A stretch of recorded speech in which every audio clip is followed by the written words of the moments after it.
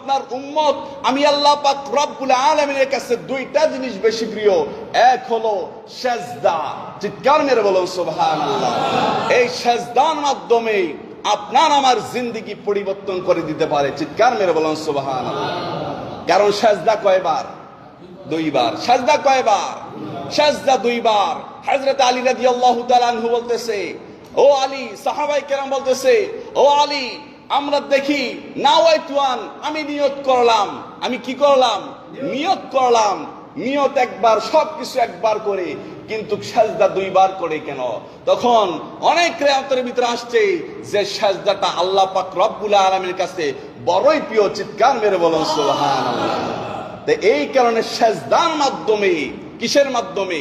সেজদার মাধ্যমে যারা বড় বড় আল্লাহর ওলি হয়েছে তারা সেজদার মাধ্যমে হয়েছে। চিৎকার মেরে বলুন সুবহানাল্লাহ।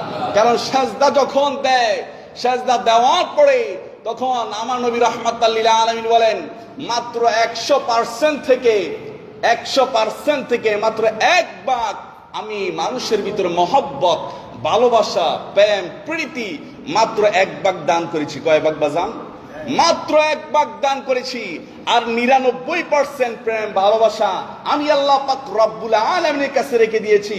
যখন বান্দা, যখন এই সুন্দর শ্রেষ্ঠ আমাদের বডির ভিতর, দেহের ভিতর সবচেয়ে উত্তম জায়গা কোনটা? কপাল। খলাকতু বিয়াদাইয়া। বান্দা যখন আমি আল্লাহ পাক রব্বুল আলামিনের কুদরতি কদমের ভিতর যখন সেজদা করে, তার একবার উত্তম জিনিসটা নিকৃষ্ট জায়গার ভিতর যখন রাখে,